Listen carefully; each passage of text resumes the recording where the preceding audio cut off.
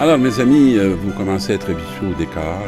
Nous sommes toujours dans la demeure de Denise de la Trinité et en présence d'un petit groupe composé de quelques femmes, ce qui, pour un curé, est habituel, et une minorité d'hommes, voilà, celui qui prend ce que je fais, et un confrère prêtre qui vient me soutenir. Alors, aujourd'hui, on va commencer avec Jérémie.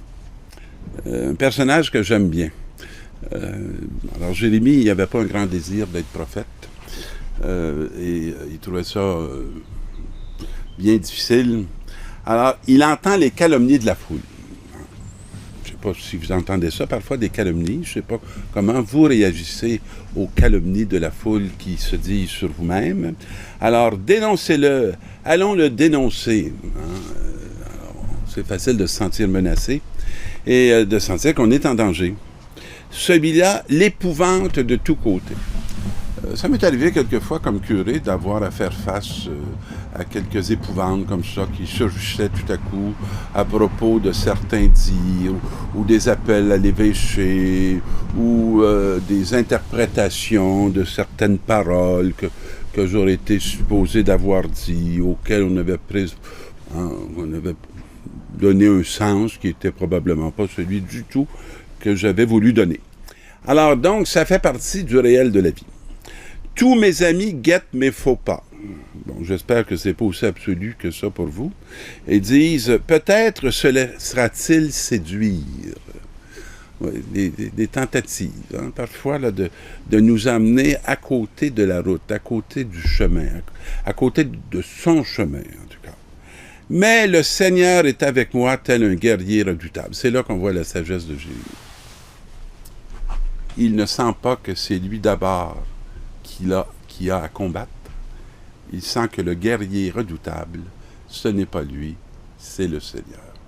Et il y a des luttes dans nos vies qu'on va perdre si on en prend la tête. Parce que ce sont des luttes qui nous dépassent. Et il faut savoir, comme le dit l'Évangile de Jean, que nous avons un défenseur et que c'est lui le défenseur, le paraclet, qui va mener à bien ce combat. Il suffit juste de lui laisser la place.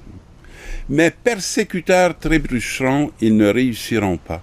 Alors la confiance que Jérémie a, c'est pas dans son propre combat, c'est dans la puissance de Dieu.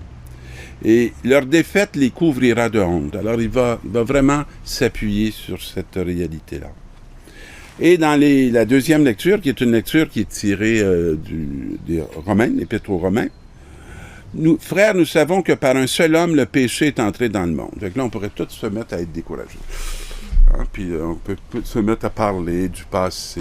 Puis des fois, on entend là, M. Trump là, qui est arrivé au pouvoir aux États-Unis. Puis là, par un seul homme, on sent que tout va être détruit et tout va être anéanti. Ce qui est une peur. Hein?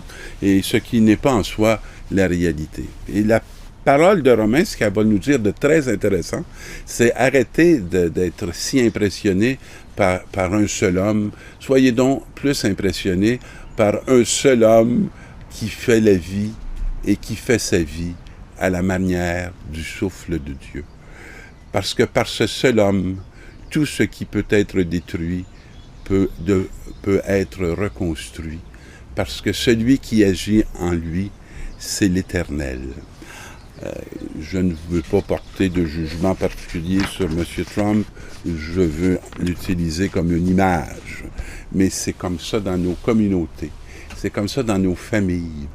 C'est pas parce que le mal s'y est manifesté qu'une bienveillance ne peut pas venir transformer profondément les blessures que nous avons eues, comme les plaies du Christ en source de salut pour tous. Et l'Évangile va être dans le même sens. Ne craignez pas ceux qui tuent le corps. Alors, souvent, si on veut sauver sa peau, on va perdre l'esprit. Parce qu'on n'a plus de liberté. Ne craignez pas les hommes, dit Jésus, rien n'est voilé qui ne sera dévoilé. la parole accusatrice. Vous savez, la parole accusatrice, c'est une parole qui tue. Et cette parole qui tue n'appartient absolument pas à Jésus-Christ. Parce que Jésus-Christ a une parole, lui, rédemptrice. Donc, une parole qui sauve. Et une parole qui vient même nous chercher de la destruction, de la mort, pour qu'on puisse se mettre debout. Rien n'est caché qui ne sera connu. Je ne sais pas ce qu'on dit sur vous qui est vrai. Ce qui est vrai, c'est ce que vous êtes. Et souvent, ce que vous êtes, ce n'est pas ce qui est proclamé. Et ce n'est surtout pas à nous-mêmes de proclamer ce que l'on a fait. Alors, il faut laisser ça aux autres, et je dirais, il faut laisser ça au Seigneur, et l'heure venue, ce qui est vrai va nécessairement être révélé. Ce que je vous dis dans les ténèbres, dites-le en pleine lumière. Alors, moi, je trouve, c'est intéressant cette expression, parce que lorsqu'on est dans la tourmente, lorsqu'on est dans la souffrance, lorsqu'on est dans l'injustice, il continue de nous parler. Et ce que l'on entend de lui dans ces ténèbres, il nous invite de le dire en pleine lumière. Ce que vous entendez au creux de l'oreille, proclamez-le sur les toits. Ça exige qu'on ait une intimité avec le Seigneur pour entendre au creux de l'oreille un petit souffle ténu, une petite parole qui se dit à proximité. Dites-le en pleine lumière. Donc, c'est toute notre mission d'évangélisation et de proclamation de la bonne nouvelle qui est la parole de Dieu. Et qui est ailleurs que juste dans les Écritures, parce que la parole de Dieu, elle est inscrite dans nos cœurs, dans nos vies. Ne craignez pas ceux qui tuent le corps sans pouvoir tuer l'âme. Et c'est le lieu où il faut toujours être attentif, de se préoccuper beaucoup que notre intérieur demeure animé et que notre intérieur soit habité par cette présence de tendresse de Dieu qui a à nous dire sur nous-mêmes quelque chose de bien différent que ce que l'entourage souvent va vouloir nous exprimer.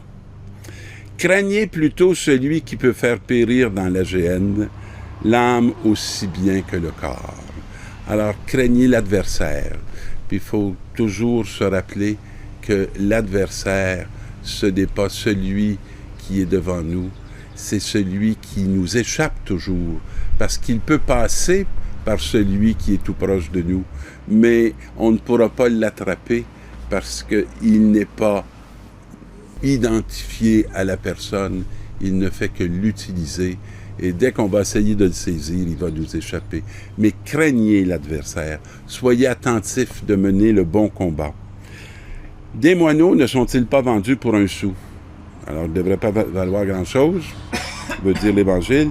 Or, pas un seul ne tombe à terre sans que votre Père le veuille. Et quant à vous, même les cheveux de votre tête sont tous comptés. Je ne suis pas sûr que chaque jour, on se met à compter, nous, les cheveux qui nous tombent. Hein. Alors, on en est bien détaché, là. Puis à un moment donné, on est vraiment détaché parce qu'il ne nous en reste plus. Mais on les laisse partir. Alors, ça ne veut pas dire qu'on n'est pas aimé. Parce que c'est ça que l'expression veut nous dire. Il n'y a pas un de vos cheveux qui tombe qui n'est pas compté. Toute cette attention, cette vigilance de Dieu à l'égard de cette humanité qu'il aime et qu'il veut secourir. Soyez donc sans crainte, vous valez bien plus qu'une multitude de moineaux. Alors, mes amis, si vous voulez trouver votre place, si vous voulez trouver votre valeur, si vous voulez trouver le poids de votre être, n'essayez pas de le trouver en vous battant pour avoir une place reconnue. Laissez-vous reconnaître par le seul amour qui est capable d'être juste envers vous et qui va vous dire votre poids de dignité, qui est l'amour du Père, du Fils et de l'Esprit. Bonne route avec la Trinité et bonne semaine.